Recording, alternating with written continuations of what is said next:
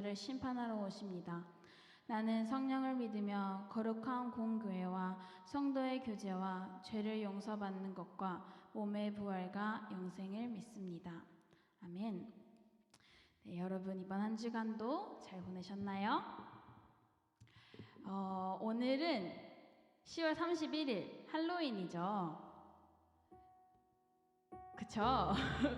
근데 우리 모두는 여기 모여서 같이 예배를 하려 자리에 함께 모였습니다. 제가 예전에 있었던 공동체에서 오늘 이 10월 31일을 칭하는 또 다른 말이 있었었는데요. 할로윈이 아니라 홀리윈이라는 게 있었어요. 우리는 할로윈이 아니라 홀리윈을 같이 축하하면서 파티하는 그런 찬양 시간이 되었으면 좋겠는데요. 그런 걸 기념해서 한번 옆에 있는 분들과 인사해봤으면 좋겠어요. 해피 홀리윈 해볼까요?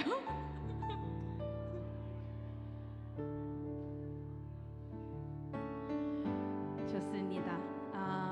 우리가 정말 홀리해지는 그런 오늘 예배 시간이 되었으면 좋겠습니다. 우리 함께 신나게 찬양하시면서 나아가도록 하겠습니다.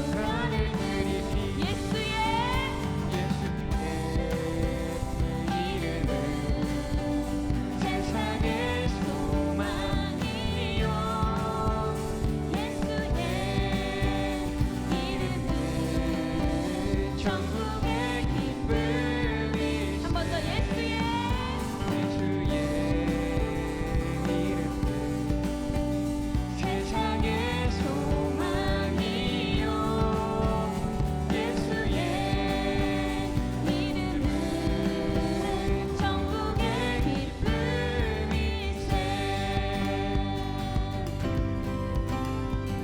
우리 이어서 찬양해 볼까요? 예수 열방의 소망. 예수 열방의 소망.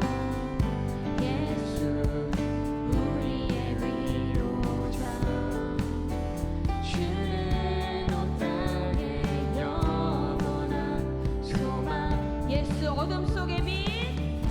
예수 어둠 속의 빛 예수 변함없는 진리 주는 온 땅에 빛이 되시네 우리 위에 우리 위해 죽으시고 다시 사신 생명을 우리 위해 죽으시고 다시 사신 생명 우리 위에 죽으시고 다시 사신 생명 우리 위에 죽으시고 다시 사신 생명의 주님만이 소망이요 변함없는 반석이라 주님만이 온 세상을 비추시네 또 죽음에서 부활하신 죽음에서 부활하신 우리 구주 영광의 왕 주를 믿는 모든 자의 소망 되신 다시 한 번 더 주님만이 소망이요 주님만이 소망이요 변함없는 반석이라 주님만이 온 세상을 비추시네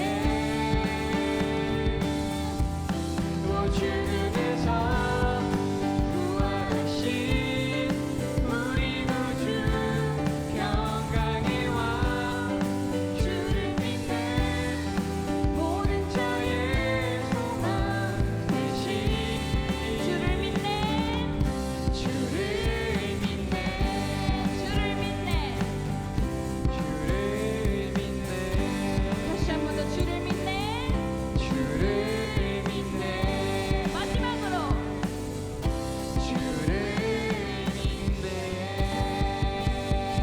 아멘. 열방이 되신 열방의 소망 되신 예수님을 찬양합니다.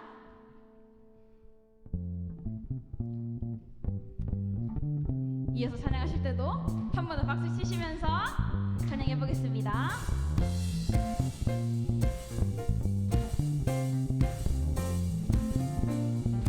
어두운 나의 삶에 어두운 나의 삶에 빛으로 오신 주 예수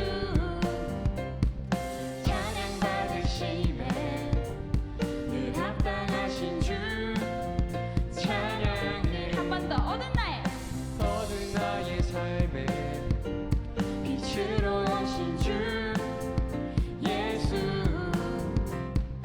찬양 받으심에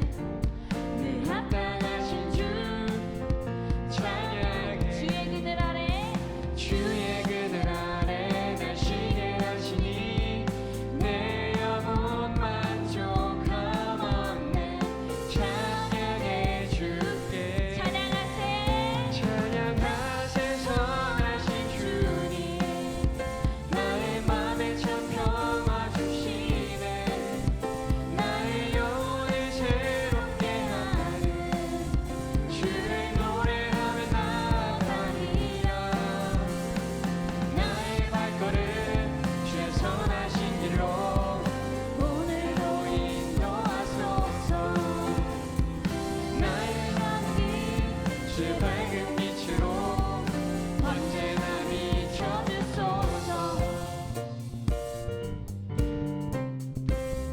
다시 처음부터 찬양해 봅시다. 어두운 나의 삶에 어두운 나의 삶에 빛으로 오신 주 예수 찬양 받으시네. 늘 합당하신 주 찬양해. 주의 그늘 아래 주의 그늘 아래 날 쉬게 하시니 내 영혼 만족함 얻네. 찬양해 주께. 찬양하세. 찬양하세 선하신 주님. 나의 맘에 참 평화 주시네. 나의 영혼을 새롭게 하네. 주를 노래하며 나가리라. 나의 발걸음 주의 선하신 길로 오늘도 인도하소서. 나의 가는 길 나의 가는 길 주의 밝은 빛으로 언제나 한 번 더 찬양할까요? 찬양하세. 찬양하세 선하신 주님. 나의 맘에 참 평화 주시네. 나의 영혼을 새롭게 하네. 주를 노래하며 나가리라. 나의 발걸음 주의 선하신 길로 오늘도 인도하소서. 나의 가는 길 주의 밝은 빛으로 언제나 비춰주소서. 나의 발걸음 나의 발걸음 주의 선하신 길로 오늘도 인도하소서. 나의 가는 길 주의 밝은 빛으로 언제나 비춰주소서.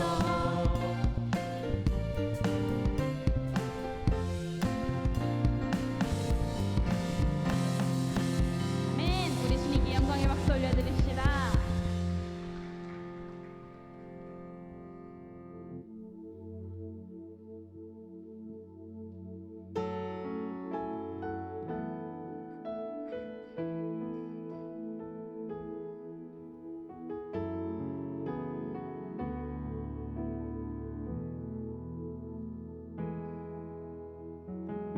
내 백성이 나를 떠나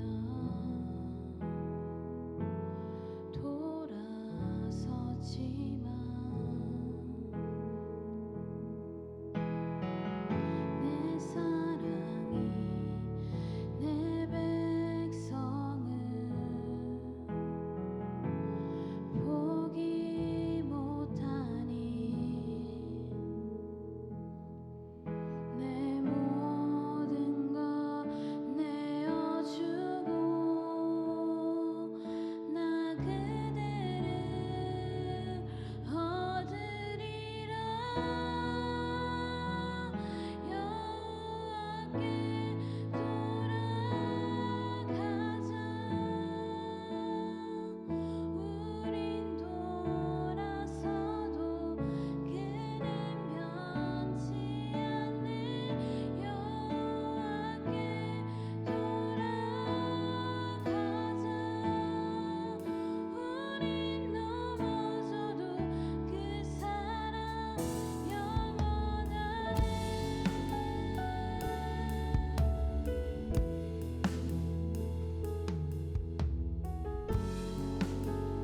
함께 처음부터 고백해 봅시다.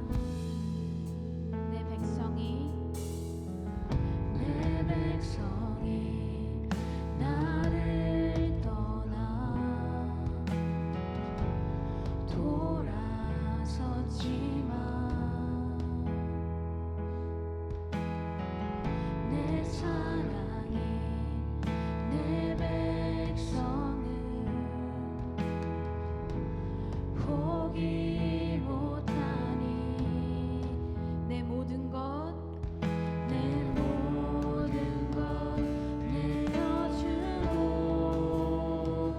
나 그대를 얻으리라. 여호와께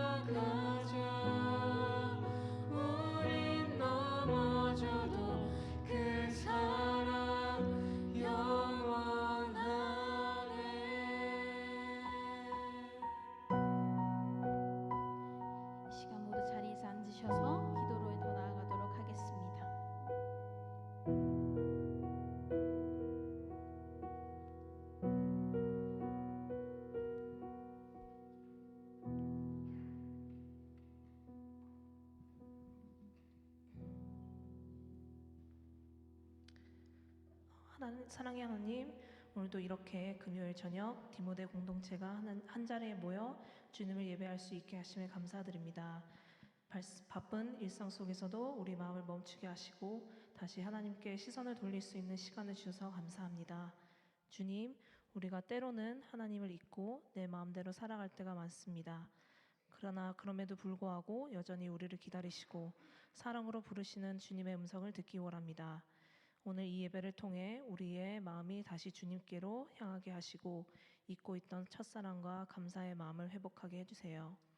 주님, 우리 공동체가 말씀 안에서 서로를 세워가며 비판보다 격려로, 두려움보다는 믿음으로, 외로움보다는 사랑으로 나아가는 공동체 되게 하시고 서로의 아픔을 품어주고 서로의 기쁨을 함께 나누는 따뜻한 디모데가 되게 해주세요. 오늘 말씀을 전하시는 김인 목사님께 성령의 기름 부으심을 주시고 그 말씀을 통해 우리의 마음이 새로워지게 하시며 예배의 모든 순서를 통해 오직 주님만 높임 받으시기 원합니다. 감사드리며 예수 그리스도 이름으로 기도드립니다. 아멘.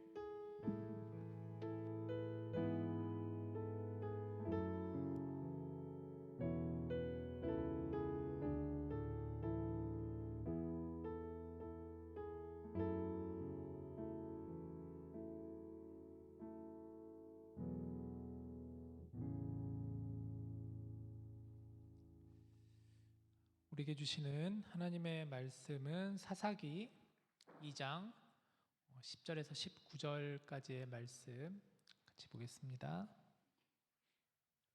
교독합시다. 제가 먼저 읽을게요. 그 세대 사람도 다 그 조상들에게로 돌아갔고 그 후에 일어난 다른 세대는 여호와를 알지 못하여 여호와께서 이스라엘을 위하여 행하신 일도 알지 못하였더라. 이스라엘 자손이 여호와의 목전에 악을 행하여 바알들을 섬기며 애굽 땅에서 그들을 인도하여 내신 그들의 조상들의 하나님 여호와를 버리고 다른 신들 곧 그들의 주위에 있는 백성의 신들을 따라 그들에게 절하며 여호와를 진노하게 하셨으며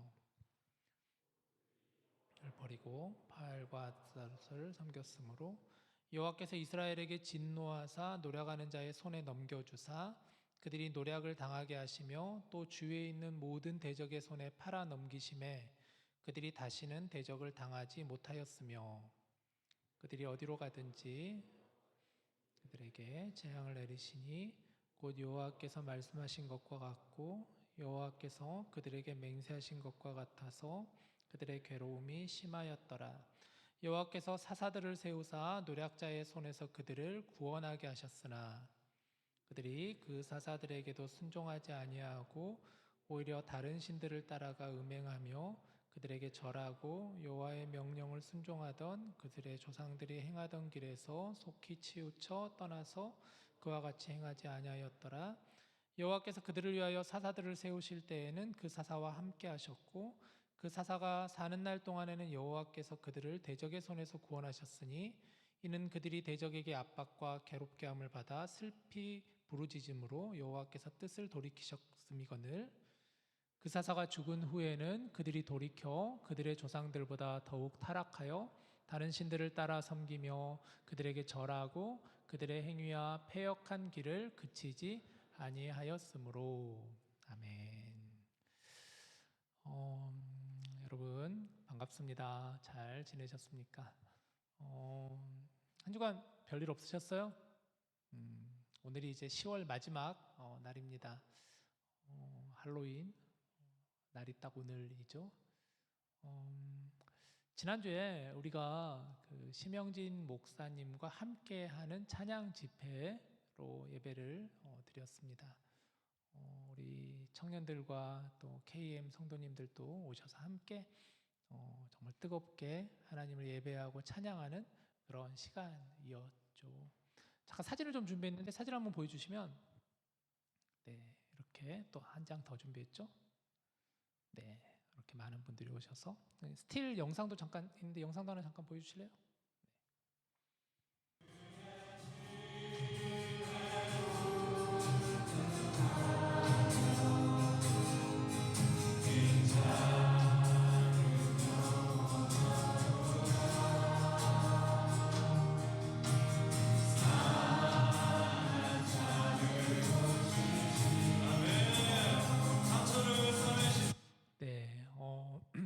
참 그 지난주에 이렇게 찬양을 드리면서 찬양 집회로 예배를 드리면서 참 좋았던 점들이 많았던 것 같아요. 우리가 함께 우리 청년들과 또 성인들과 어른들과 같이 함께 예배할 수 있었다라는 게 얼마나 기쁘고 감사한 일인지 몰라요. 저는 개인적으로 그 여러 시간들 중에서 목사님께서 우리 서로를 축복하자라는 시간이 있었잖아요. 하나님은 너를 지키시는 자, 한 3명 정도 찾아다니면서 축복했던 그 시간도 참 너무 감사하고 좋았던 것 같아요.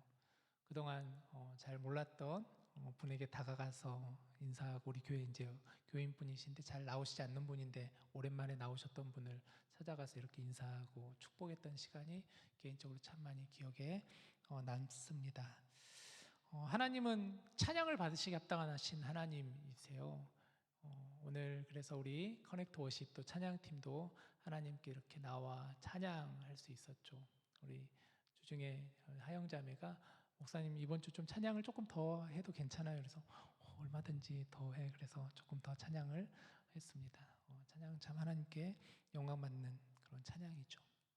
자, 오늘부터 이제 우리는 사사기 말씀을 읽었습니다. 여러분들과 8주간 8주간 동안 이제 사사기 말씀을 여러분들과 같이 좀 나눠보고 싶어요. 사실 사사기 말씀이 꽤 길어요. 1장에서 21장까지 길지만 좀 짧게 8주간의 말씀으로 나누고자 합니다.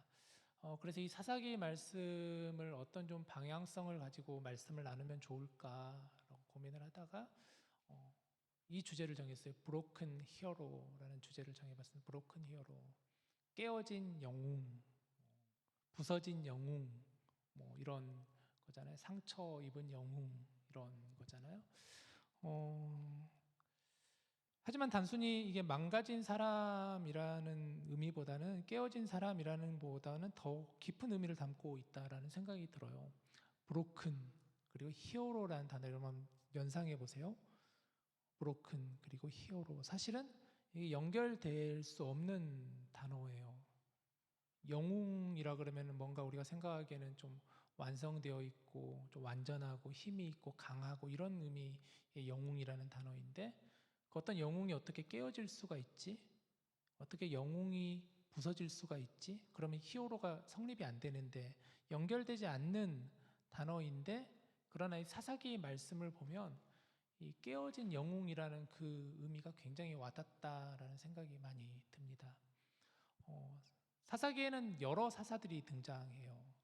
그런데 그 사사들 한 사람 한 사람을 보면 사실은 그들은 이스라엘을 대표하는 사사이지만 마치 영웅과도 같지만 실상 그들의 모습을 보면은 완전하다기보다는 뭔가 틈이 있고 부서져 있고 깨어져 있고 이런 사람들이었어요. 그러나 하나님께서 그런 이들을 통하여서 하나님께서 일하셨다라는 것이죠. 우리가 사는 세상도 어찌 보면은 깨어진 세상과도 같다라고 할 수가 있습니다. 좀 제가 자주 사용하는 언어죠. 깨어진 세상. 우리는 깨어진 세상에 살아가고 있다. 깨어진 세상에서 깨어진 모습으로 우리가 사라져 있죠. 우리도 서로 상처를 주고 상처를 받고 우리의 내면도 부서져 있고 여기저기로 핥혀져 있는 그런 우리들인데, 그러나 하나님은 그런 우리들을 통하여서 일하시는 분이라고 할 수가 있죠. 그 틈을 통하여서 하나님께서 우리가 하나님을 볼 수 있게 하시고 하나님이 일하시면 우리로 하여금 깨닫게 하시는 하나님이시다. 자, 이런 주제를 가지고 여러분들과 같이 이제 사사기 말씀을 좀 살펴보고 싶습니다. 자, 먼저 사사기 전체 개요를 보고 싶은데, 사사기는 굉장히 길어요. 1장에서 21장 말씀이라 꽤 많이 길기도 하고, 사사기서가 사실은 역사서예요. 역사서 하면은 우리가 구약을 보면은 역사서들 있잖아요. 뭐 사무엘상도 있고 사무엘하도 있고 이런 역사서들, 여호수아도 마찬가지고 역사서인데, 사실 이 사사기의 내용을 좀 우리가 전반적으로 어떤 의미를 좀 볼 필요가 있죠. 큰 숲을 먼저 한번 좀 그려볼 필요가 있는데, 그래서 제가 설명을 할까 하다가 그것보다는 좀 시각적인 자료를 활용해서 여러분들에게 좀 도움을 드리고자 영상을 준비해봤습니다. 영상을 보여주시면, 사사기 한 6분짜리 영상인데 한번 보고 그리고 말씀을 나누도록 합시다.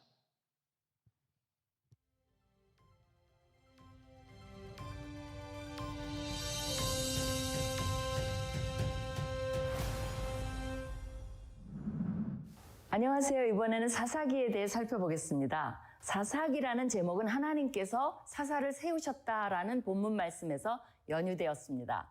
하나님께서 필요에 따라 세우신 사사들은 침략자의 손에서 이스라엘 백성을 구해내는 구원자의 역할을 수행했으며 영적 리더라기보다는 군사적 리더였습니다.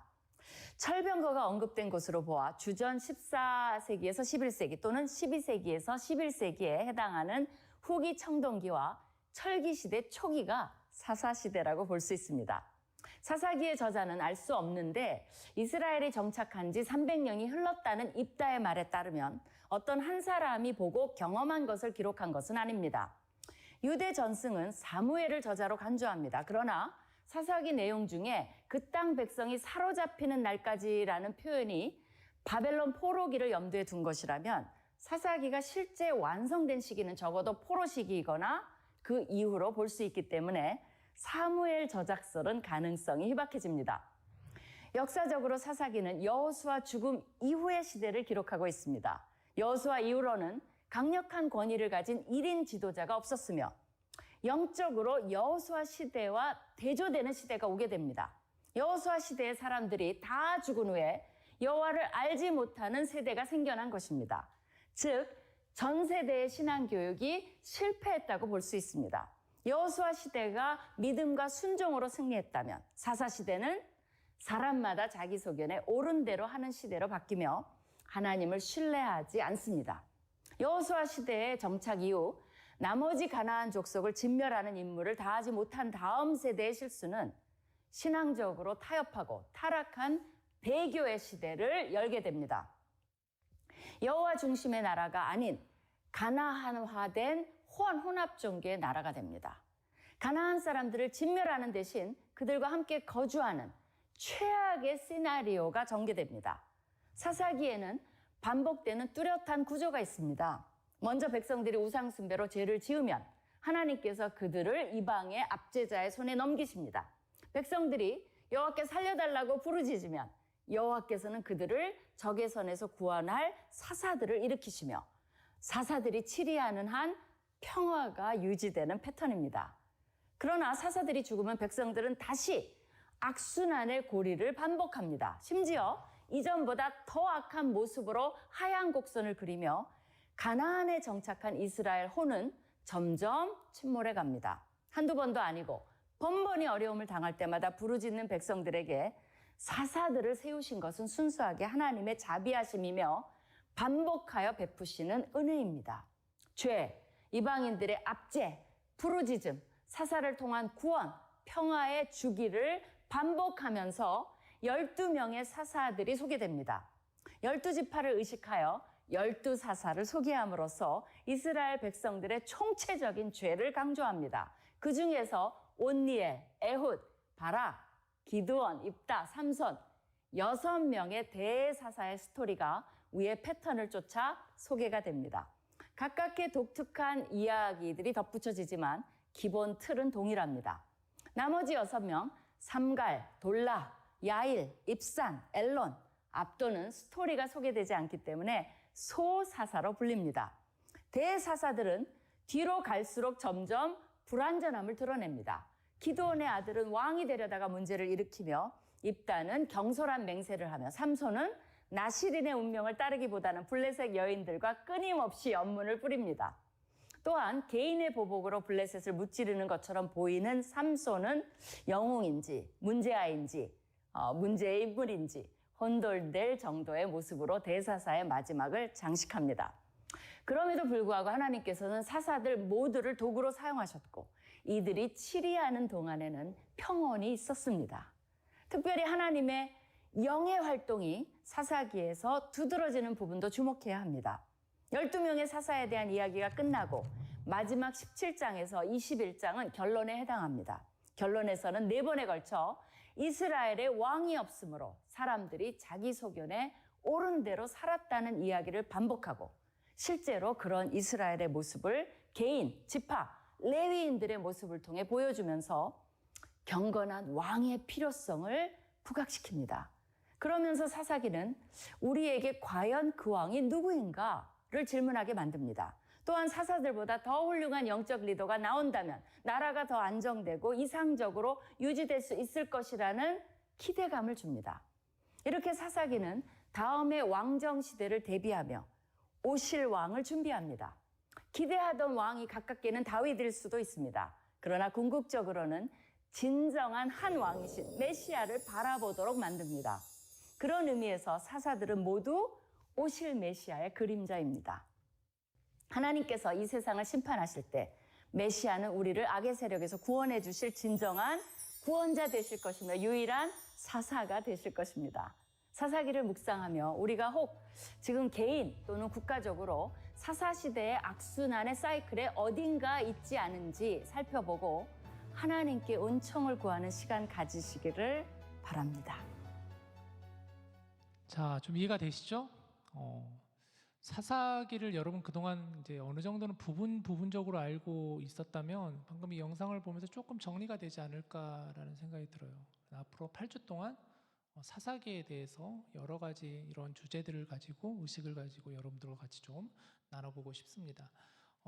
제가 여러분에게 좀 드리고 싶은 권면의 말은 사사기서를 보는 이 8주 동안 여러분들 한 번 정도는 꼭 사사기서 1장에서 21장까지를 꼭 읽어보시면 좋겠어요. 어렵진 않거든요. 역사서다 보니까 스토리를 따라 쭉 가면 되는데 말씀을 하나하나 읽어가면서 하나님께서 이 사사기를 통하여서 주시고자 하는 메시지가 무엇인지를 여러분과 저와 함께 같이 나누는 시간 되었으면 좋겠습니다. 자, 오늘 우리가 읽은 2장 10절에서 19절 말씀은 사실은 사사기 전체 주제를 보여주는 말씀과도 같다라는 생각이 들어요. 오늘 말씀의 제목은 하나님을 잊은 세대, 하나님을 잊은 세대라고 정해보았는데 먼저 2장 10절 말씀을 우리 같이 한번 보도록 합시다. 자, 10절 시작. 다시 한번 읽읍시다. 시작. 그 세대의 사람도 다 그 조상들에게로 돌아갔고 그 후에 일어난 다른 세대는 여호와를 알지 못하며 여호와께서 이스라엘을 위하여 행하신 일도 알지 못하였더라. 자, 먼저 사사기서의 시대적인 배경이에요. 영상에서도 처음 부분에 얘기했듯이 사사기서의 시대적인 배경은 여호수아 그 다음 시대예요. 순서적으로도 여호수아서 다음에 이어지는 말씀이 사사기서잖아요. 여호수아가 죽은 이후에 기록되어져 있는 시대적인 부분이라고 할 수가 있다라고 할 수 있습니다. 그런 의미에서 여호수아서는 어떤 말씀이었죠? 여호수아서는 하나님께서 모세를 통하여서 애굽을 탈출하게 하시고 광야에서 40년간을 그들이 광야 생활을 하는 가운데 이제 모세의 뒤를 이어서 여호수아라고 하는 이스라엘의 지도자가 이스라엘 백성들을 이끌고 가나안 땅으로 들어가게 되는 말씀이 여호수아서예요.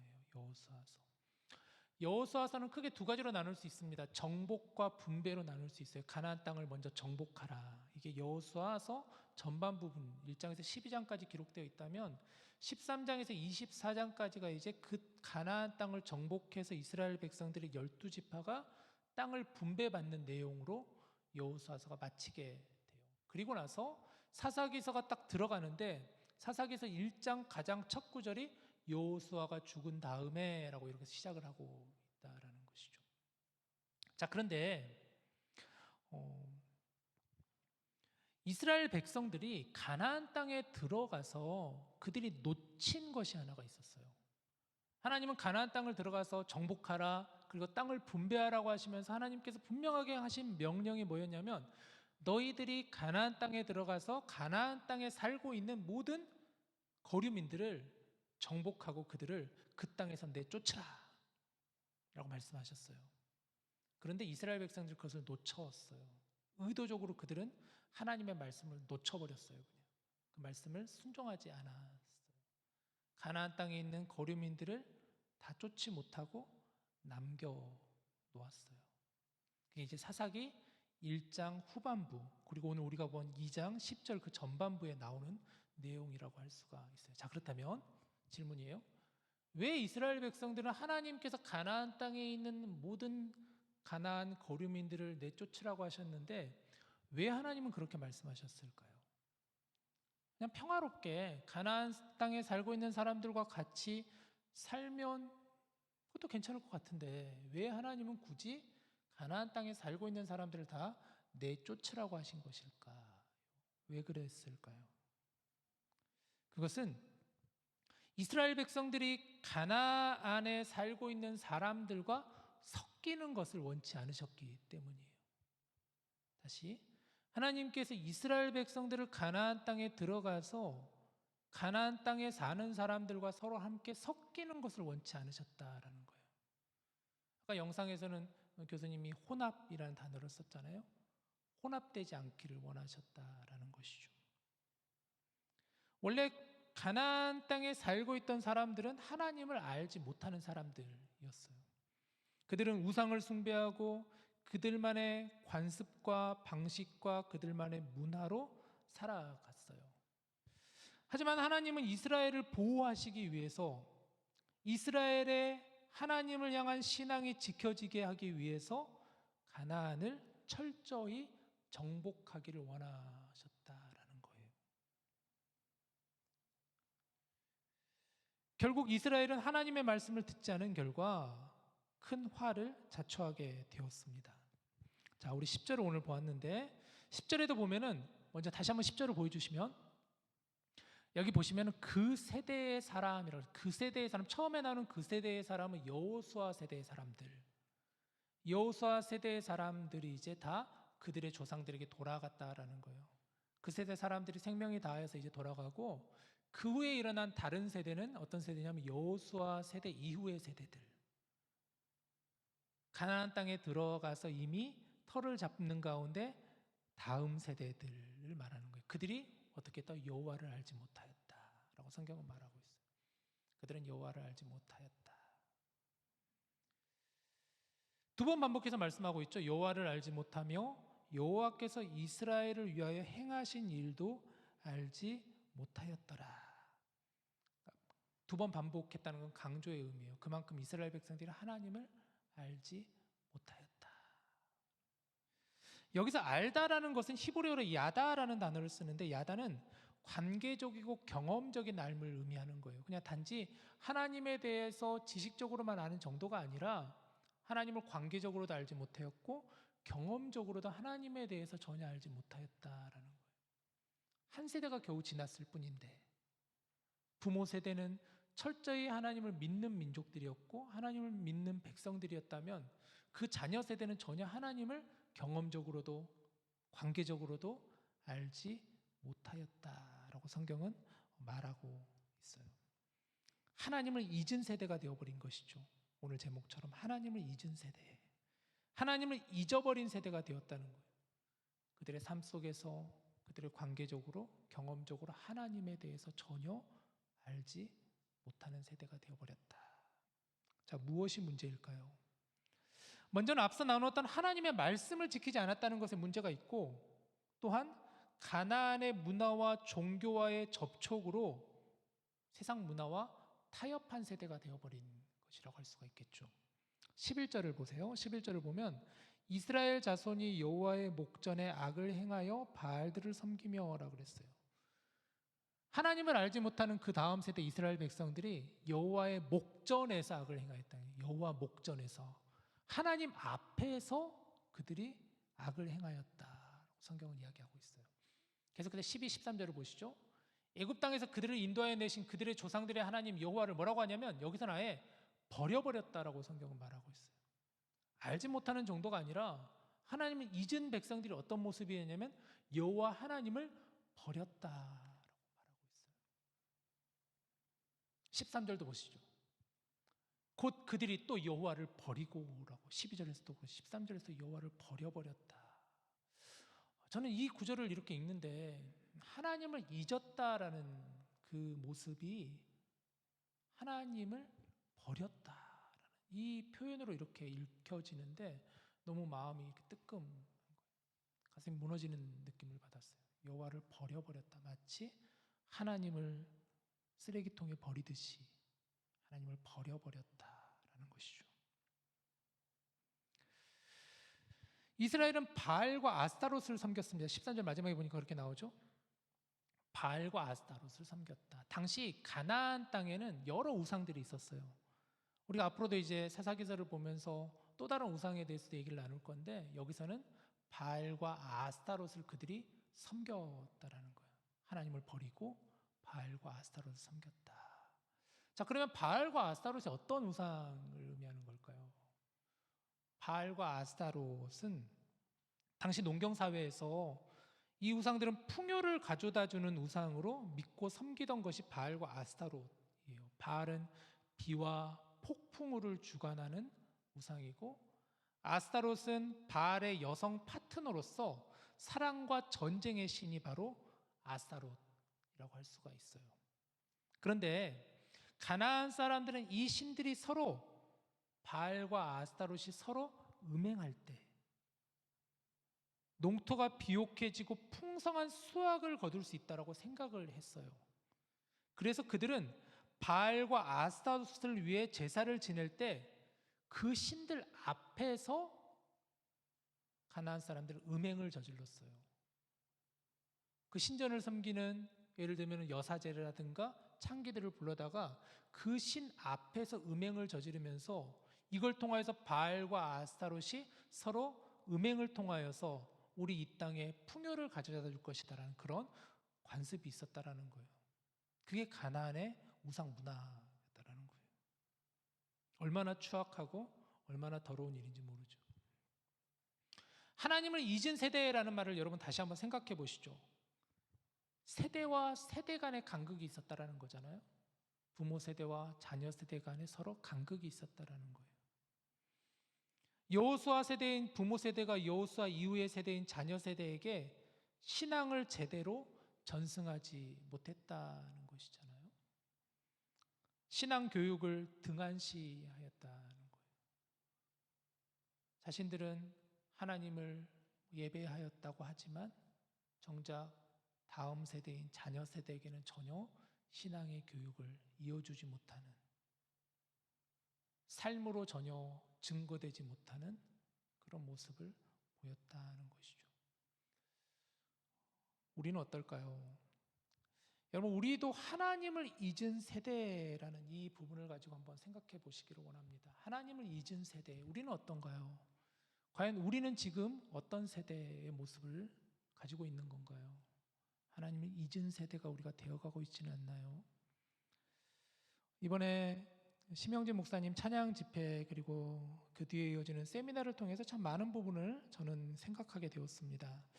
그 목사님의 찬양들이 참 좋은 찬양들이 너무 많죠. 우리가 많이 불렀던 찬양들이 참 많잖아요. 은혜로다, 뭐 아름다우신, 또 비준비하시니, 이런 찬양들이 많은데 목사님께서 이제 나누는 여러 대화와 그런 말씀 속에서 이 목사님 찬양을 가만히 보면은 목사님 찬양은 대체적으로 그 가사라든가 이런 부분들을 볼 때 성경 말씀을 많이 묵상하시고, 특별히 목사님의 주안점을 여쭤보니까 목사님이 찬양을 지을 때 어떤 마음으로 지으냐면, 어떻게 하면 이 찬양의 가사가 하나님을 영광스럽게 할 수 있을까? 어떻게 하면 하나님의 위대함을 나타낼 수 있을까? 어떻게 하면 하나님의 그 마음과 하나님의 사랑을 우리가 찬양으로 영광을 드릴 수 있을까에 대한 그런 부분을 가지고 목사님이 많이 찬양 가사를 지으신다고 해요. 그러면서 이제 요즘에 우리 어린 세대라든가 요즘에 많은 젊은 분들이 좋아하는 찬양을 보면 다 그렇지는 않지만 많은 분들이 좋아하는 찬양은 주로 나를 위로해주고 나에게 힘을 주고 연약한 나를 다시 일으켜 세워주는 그런, 마치 내가 중심되는 그런 찬양을 많이 우리가 요즘에 불러가고 있지 않나. 그 찬양을 가지고 우리가 더 그 찬양을 통하여서 많은 위로를 받으려고 하지만 정작 중요한 건 찬양의 대상은 하나님이신데 하나님을 영광을 드러내야 되는데 어떻게 하면 우리가 예배 때 그런 찬양을 부를 때 그런 걸 많이 놓치고 있지 않나 하는 아쉬움을 얘기하시는데 너무 마음에 와 닿았어요. 우리 역시도 우리가 예배하는 이유, 우리가 찬양을 드리는 이유는 우리가 만족하기 위해서 드리는 게 아닌데, 우리가 위로받기 위해서 드리는 게 아니잖아요. 우리가 평안만을 누리기 위해서 우리가 예배의 자리로 나오는 건 아니잖아요. 먼저는 하나님께 영광 드리기 위해서, 하나님을 찬양하기 위해, 예배하기 위해서 우리가 이 자리에 있는 것인데, 어쩌면 우리 역시도 하나님을 잊어가고 있는 모습으로 서 있지 않나라는 그런 생각을 개인적으로 해 보았습니다. 자, 그렇다면 이것으로 인한 결과가 무엇일까요? 14절 15절 말씀을 봐보세요. 여호와께서 이스라엘에게 진노하사 노략하는 자의 손에 넘겨주사 그들이 노략을 당하게 하시며 또 주위에 있는 모든 대적의 손에 팔아 넘기심에 그들이 다시는 대적을 당하지 못하였으며 15절 그들이 어디로 가든지 여호와의 손이 그들에게 재앙을 내리시니 곧 여호와께서 말씀하신 것과 같고 여호와께서 그들에게 맹세하신 것과 같아서 그들의 괴로움이 심하였더라. 자, 하나님을 잊은 세대들, 우상을 숭배하고 하나님을 버린 세대들에게 하나님 어떻게 나타나시나요? 하나님 진노하신다라고 성경은 말하고 있어요. 하나님은 진노하시는 분이시다. 하나님은 그것에 대해서 징계하시는 분이시다. 이스라엘 백성들은 하나님을 잊었지만 하나님은 이스라엘 백성들을 잊지 않으셨어요. 하나님은 하나님의 방법으로 그들을 깨우쳐 주시고 하나님께서 약속하신 그 약속을 하나님 분명히 지키셨어요. 여러분, 하나님은 어떤 분이신가요? 하나님은 죄를 미워하시는 분이세요. 하나님 죄를 미워하시는 분이세요. 하나님은 철저히 죄를 싫어하시는 분이세요. 사실 우리가 성경을 볼 때 많은 부분이 하나님의 사랑을 우리는 많이 느끼잖아요. 정말 하나님 사랑이셔. 맞아요. 하나님 사랑이세요. 하나님의 따뜻한 성품과 인자하심과 자비로움을 우리는 볼 수 있지만 실상 또 성경의 많은 부분에서는 하나님께서 진노하시는 모습을 보게 돼요. 책망하시고 죄에 대해서 심판하시고 징계하시고 그것을 철저히 부서뜨리시는 하나님을 보게 돼요. 하나님은 죄를 미워하시는 분이세요. 하나님의 본성이시기 때문이에요. 하나님 구별된 분이시기 때문에 하나님은 죄를 싫어하시는 분이에요. 죄로 인해 우리와 하나님의 단절되는 것을 원치 않으시기 때문에 하나님은 죄를 미워하시는 분이세요. 그런데 어느 순간부터 우리는 하나님의 이 공의로움과 정의로움, 죄를 미워하신 하나님에 대해서는 우리가 잘 생각하지 않고 하나님의 사랑하심, 자비하심, 인자하심, 품어주심 이런 것만을 어느 순간부터 우리가 쫓고 있고 그것만 우리가 찾아 들으려고 하고 그런 말씀에만 우리가 은혜를 받으려고 하지 않나라는 생각을 갖게 되는 것이죠. 그렇다면 또 다른 질문을 드려보죠. 왜 하나님은 죄에 대해서 징계의 방법을 택하셨을까요? 왜 하나님은 죄에 대해서 징계하는 방법을 택하셨을까? 오늘 본문 말씀에도 하나님은 이스라엘을 노략하는 자들의 손에 넘겨주셨다라고 그랬어요. 그들이 어디로 가든지 여호와의 손이 그들에게 재앙을 내리셨다라고 그랬어요. 왜 하나님은 이러한 방법을 택하셨느냐라는 거예요. 결론적으로 얘기하면 여러분 이것이 하나님의 사랑이라는 것을 우리가 알아야 되는 거예요. 하나님이 징계하시는 이유는 그것은 미움이 아니라 이것이 하나님의 사랑이라는 거예요. 하나님의 징계는 우리를 향한 하나님의 사랑의 방식이었어요. 하나님께서 우리를 자녀로 대하신다는 하나님의 마음이셨어요. 그렇다고 하나님은 다짜고짜 징계부터 하진 않으셨어요. 하나님은 기다리셨어요. 철저히 기다리셨어요. 그렇지만 기다리시다 하나님은 결국은 징계하실 수밖에 없으셨어요. 저는 자녀를 기르기 전에는 사실 이 부분을 잘 이해를 못했어요. 하나님 너무하신 거 아닌가? 하나님은 사랑이시라고 하는데 인자하신 하나님이시라고 하는데 하나님이 하나님의 창조물인 인간을 지으셨으면 하나님께서 그래도 너그럽게 봐주시고 품어주시고 이해해 주셔야 되는 것 아닌가? 그렇게 만드셔놓고 라는 생각으로 저는 오해하면서 약간 하나님에 대해서 좀 오해하는 그런 모습들이 저에게도 있었어요. 근데 가정을 이루고 이렇게 자녀를 길러보니까 하나님의 징계가 왜 사랑인지를 가슴으로 조금 더, 아직은 완전히 이해는 안 되지만 여전히, 그러나 그럼에도 불구하고 많이 이해가 되는 것 같아요. 이게 상투적인 말이지만 여러분 잘 아시잖아요. 사랑의 반대가 뭐라 그러죠? 사랑의 반대가 미움은 아니라 뭐라 그러죠? 무관심이라고 하는 말 너무 상투적으로 우리가 많이 쓰잖아요. 사랑의 반대는 미움이 아니라 무관심이다. 이건 어떤 사람이 제일 느낄 수 있느냐? 사랑을 해본 사람이 진짜 느낄 수 있는 것 같아요. 사랑을 해본 사람이 사랑의 반대가 미움이 아니라 무관심이다라는 게 이게 마음으로 와 닿아지는 것 같아요. 마찬가지로 진정한 하나님의 그 사랑을 경험하면, 또 하나님께서 자녀를 통하여서 주시는 그 마음을 알게 되면은 어떤 의미인지를 어느 정도는 알 수 있을 것 같아요. 이것을 참 잘 보여주는 말씀이 하나 있는데, 호세아 6장 1절에서 3절 말씀을 보시죠. 제가 읽겠습니다. 오라 우리가 여호와께로 돌아가자. 여호와께서 우리를 찢으셨으나 도로 낫게 하실 것이요 우리를 치셨으나 싸매어 주실 것임이라. 여호와께서 이틀 후에 우리를 살리시며 셋째 날에 우리를 일으키시리니 우리가 그의 앞에서 살리라. 그러므로 우리가 여호와를 알자. 힘써 여호와를 알자. 그의 나타나심은 새벽빛같이 어김없나니 비와 같이 땅을 적시는 늦은 비와 같이 우리에게 임하시리라. 여러분, 호세아서 말씀의 배경도 참 중요한 것 같은데, 호세아 선지자를 통해서 하나님께서는 하나님의 그 마음과 하나님의 사랑이 어떠한 마음인지를 하나님 알게 해주셨어요. 정말 호세아 선지자는 그 음탕한 여인 고멜을 하나님은 만나게 하시고, 그런 과정 가운데서 하나님께서는 하나님의 마음, 이스라엘을 향한, 백성들을 향한 하나님의 마음을 깨닫게 해주셨는데요. 그런 호세아 선지자가 이렇게 고백하는 거예요.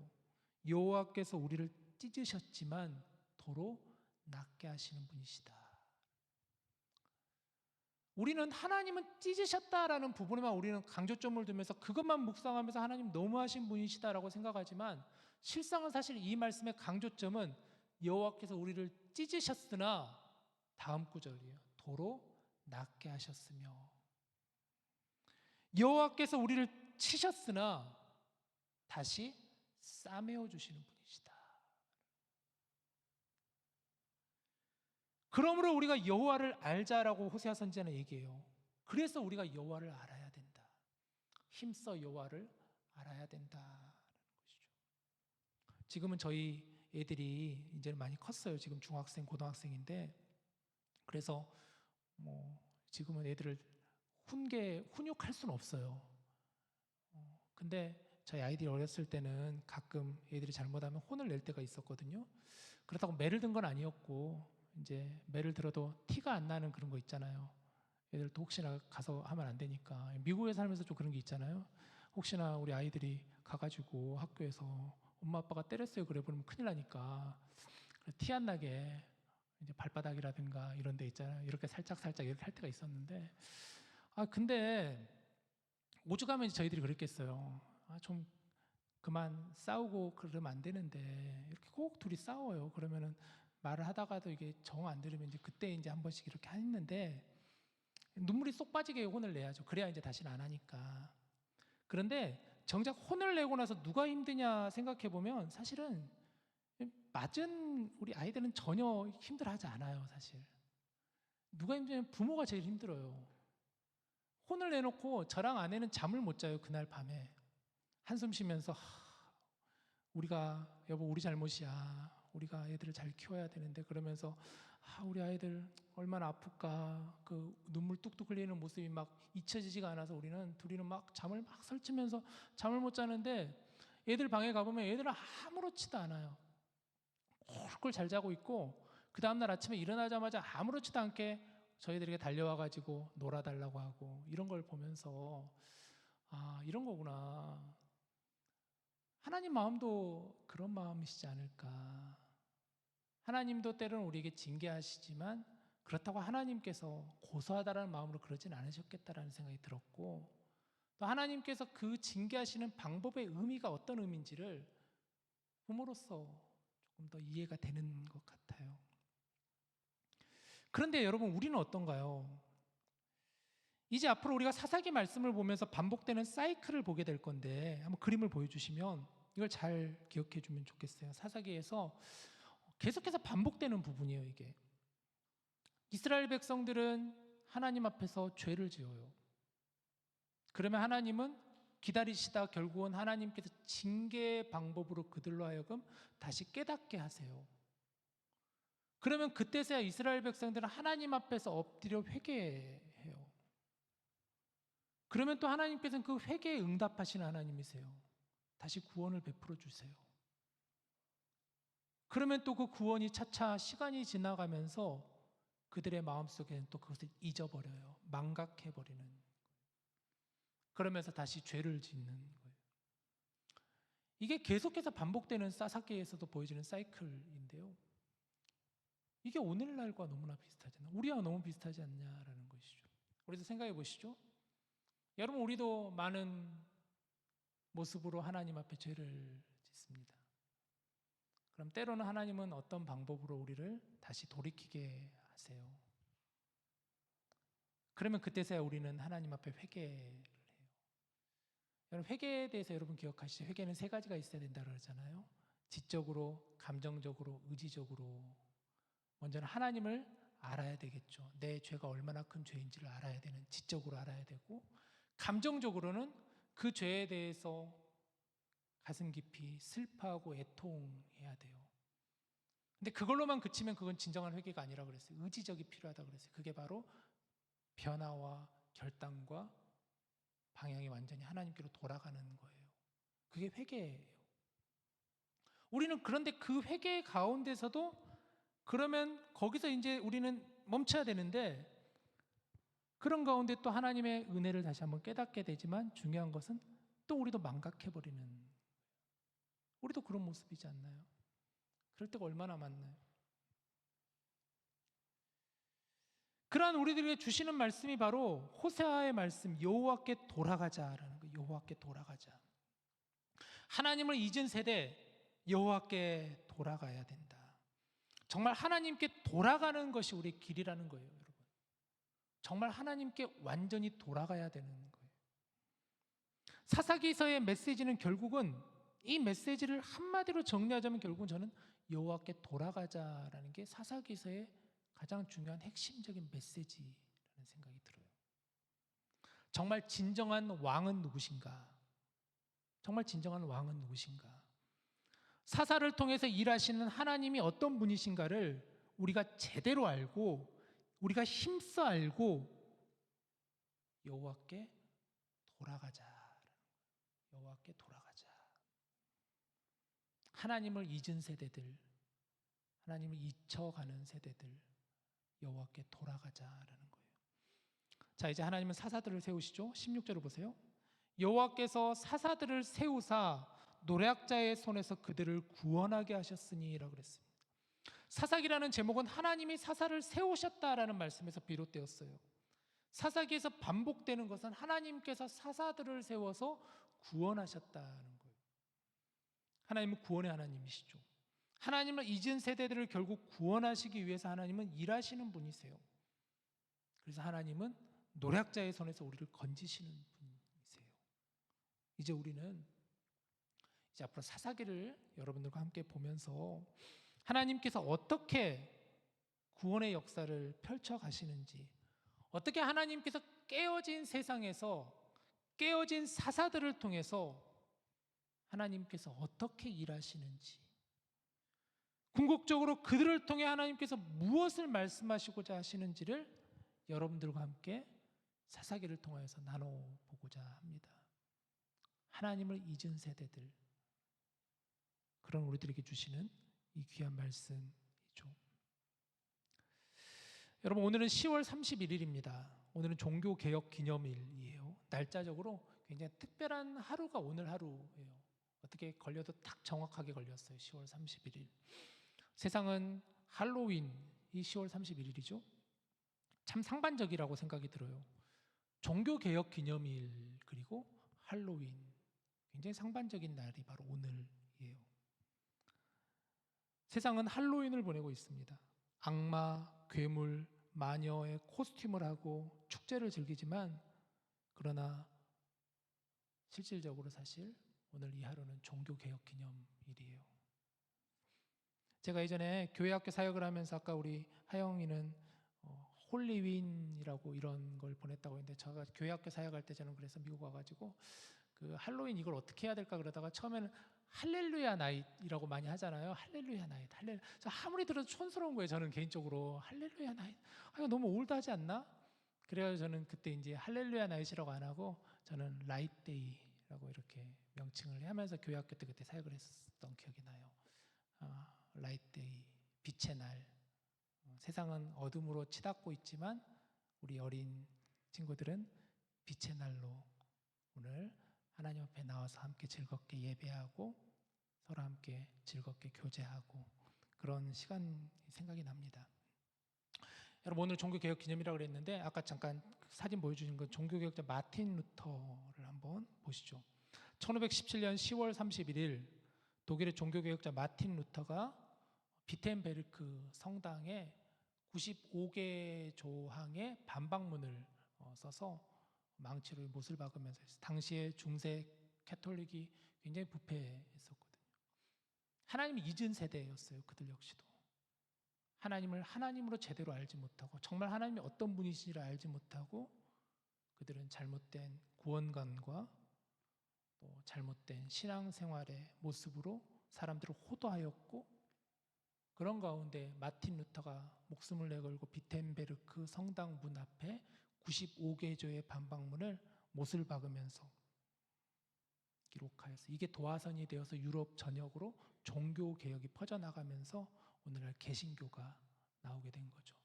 종교개혁의 5가지 중요한 정신이 있는데 이거 하나만 같이 나누고 말씀을 마무리하겠습니다. 보시죠. 여기 보시면 솔라 그라티아, 오직 은혜다, 오직 은혜다, 오직 은혜예요. 오직 하나님의 은혜죠. 솔라 피데, 오직 믿음, 오직 믿음. 로마서에 보면 오직 의인은 믿음으로 말미암아 살리라라는 말씀처럼 오직 믿음이다. 솔루스 크리스투스, 오직 예수예요. 오직 예수, 오직 예수. 솔리 데오 글로리아죠. 오직 하나님께 영광. 고린도전서 10장 31절에 보면 오직 하나님께 영광이라는 말씀이 있죠. 그리고 마지막 솔라 스크립투라, 오직 성경입니다. 오직 성경. 이 5가지가 바로 종교개혁의 정신이에요, 여러분. 오늘은 그 날을 기념하는 날, 종교개혁 기념일입니다. 이 날을 여러분 꼭 기억하시며 하나님을 잊은 세대가 아니라 하나님을 기억하는 세대로 나아갈 수 있는 저와 여러분 될 수 있기를 주님의 이름으로 축복합니다. 우리 함께 오늘 주신 말씀을 생각하면서 우리 시간 같이 찬양합시다. 여호와께 돌아가자, 여호와께 돌아가자라는 이 찬양 같이 불러봤으면 좋겠어요. 이 찬양을 부를 때 초반부는 사실 이게 나눠지고요. 벌스하고 코러스 부분이 나눠지는데 초반부는 하나님의 마음을 우리에게 들려주시는 그런 가사고 후렴 부분은 우리가 하나님께 고백하는 가사예요. 그런 마음으로 우리가 함께 같이 이 시간 찬양을 불렀으면 좋겠습니다.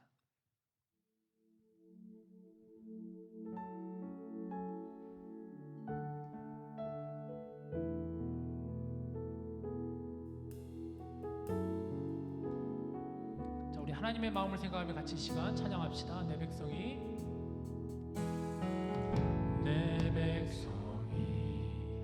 나를 떠나 돌아섰지만 내 사랑이 내 백성을 포기 못하니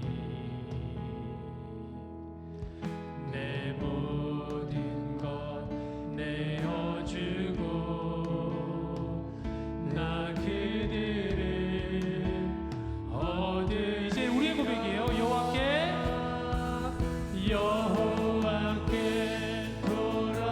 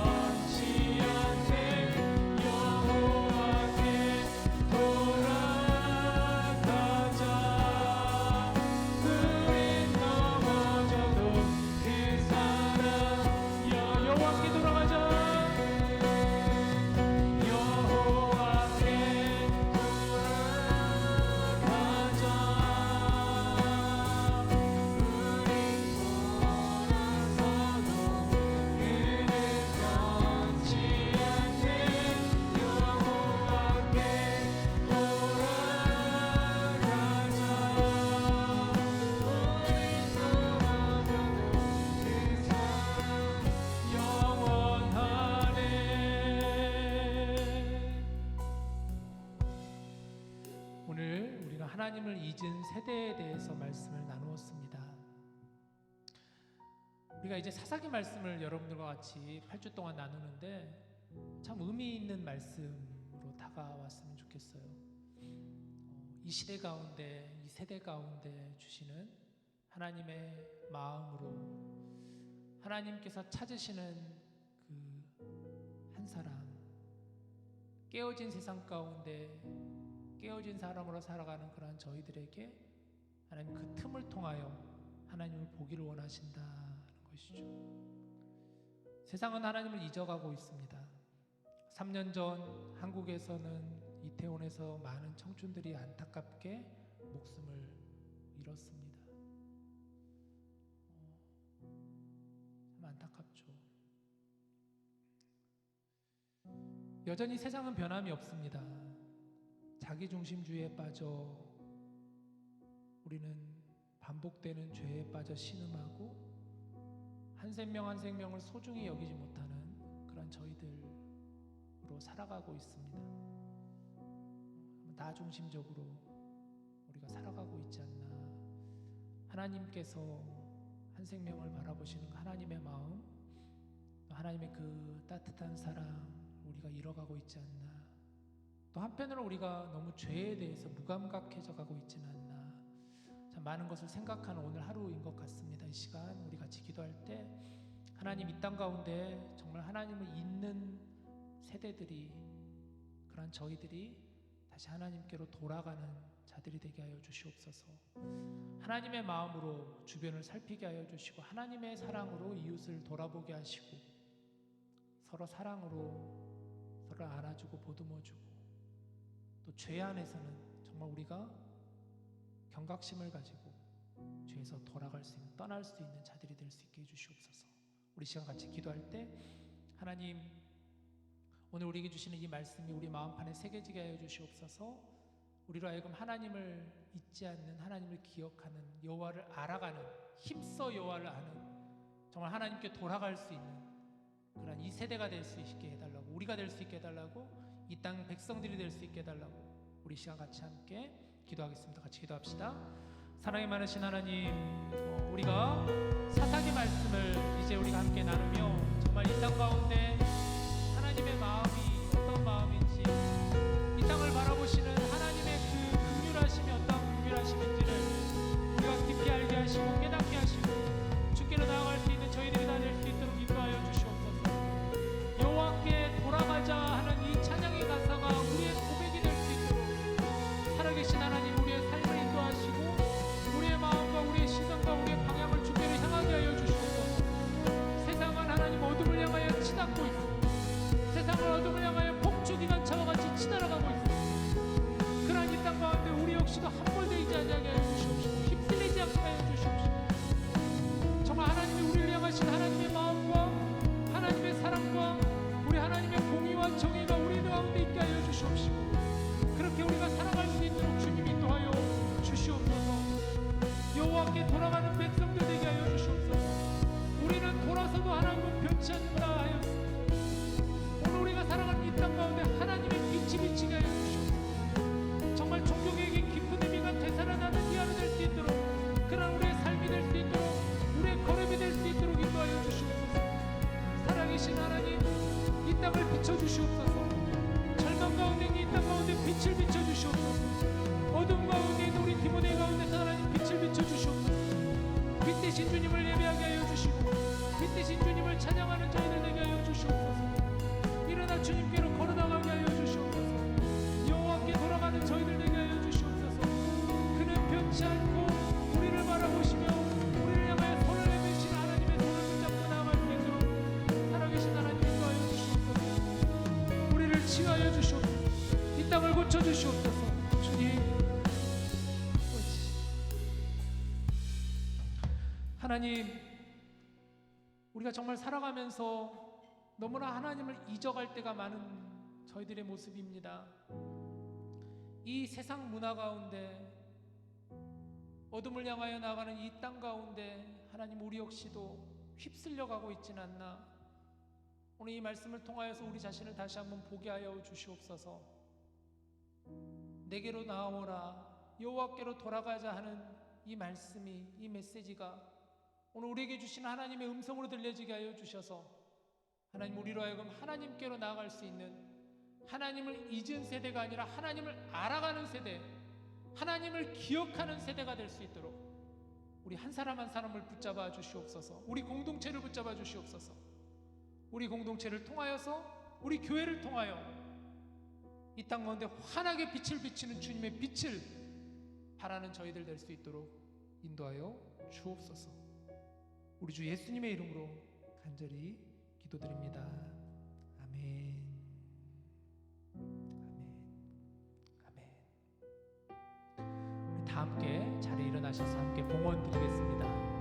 믿음 다하여, 믿음 다하여 그 위에 서리라. 하나님의 나라는 무너지지 않으니 믿음 다하여 그 나라 세워가리라. 주님 곧 오실 때까지, 주님 곧 오실 때까지. 사랑이 많으신 하나님, 정말 우리 가운데 예배가 회복되게 하여 주시옵소서. 깊어가는 가을, 이제는 겨울의 문턱에 다가섭니다. 하나님, 이곳에서 생활하는 우리 모든 형제들 자매들 한 사람 한 사람을 지켜주시고 또 건강하게 우리에게 주어진 모든 일들을 잘 감당할 수 있도록 지혜를 주시고 체력을 허락하여 주시고 또 관계의 복을 허락하여 주시고 하나님께서 선하게 이끄시는 그러한 저희들 될 수 있도록 인도하여 주시옵소서. 오늘 또 드린 이 귀한 예물 가운데 은혜를 더하여 주시고 드리는 마음과 손길들, 또 주 앞으로 나온 우리 사랑하는 모든 지체들의 발걸음을 축복하시고 선한 길로 인도하여 주옵소서. 모든 것 감사드리며 우리 주 예수님의 이름으로 축복하며 기도합니다. 아멘. 자리에 앉으시길 바랍니다. 네, 안녕하세요. 10월 5주차 디모데 강고 시작하겠습니다. 오늘 예배 후 목장 성경 공부가 있습니다. 문의하실 내용이 있으면 백다인 자매님께 문의해 주시면 되겠습니다. 그리고 매주 수요일 오후 7시에 무스타워 3-110에서 중보 기도 모임이 계속해서 진행되고 있습니다. 네, 큐티 나눔 모임도 매주 토요일 아침 9시에 줌을 통해서 진행이 되고 있습니다. 네, 그리고 2025년 디모데 총회가 있습니다. 먼저 임시총회가 있는데요. 11월 14일 금요일 예배 후에 임시총회가 진행될 예정입니다. 안건으로는 2026년 회장, 총무 후보 선출을 하고 회칙 개정을 할 예정입니다. 그리고 또한 25년도 각 부서 사역보가 있습니다. 그리고 총회는 그 다음 주인 21일 금요일 예배 후에 있습니다. 안건은 26년도 회장, 총무 선출, 투표를 통해서 선출하게 될 예정입니다. 저희 한 해가 되게 되는데 곧, 그래서 올 사용된 금액은 다 올해 내에 청구 받으려고 합니다. 그래서 이 한 달 이내라고 되어 있는데 한 달이 아니고 영수증 기준 2주 내로 청구해 주시면 감사하겠습니다. 그리고 내일부터 다니엘 기도회가 21일까지 진행이 됩니다. 저녁 7시부터 9시까지 교회 소예배실에서 진행이 될 예정이니 찬양 말씀 기도회가 영상으로 또 준비됩니다. KPCM 누구나 와서 함께하는 기도회니 많은 관심 부탁드리겠습니다. 11월 주요 일정입니다. 매주 토요일마다 큐티 나눔 모임, 중보기도 모임이 매주 수요일, 또한 월요일마다 성경 공부가 있습니다. 그리고 또 저녁 식사가 7일, 22일 있고 임시총회가 14일, 21일이 총회, 그리고 23일은 추수감사 연합예배가 있을 예정입니다. 감사합니다. 자, 오늘 새로 오신 분 안 계시죠? 네, 좋습니다. 우리 같이 동그라미 만들겠습니다.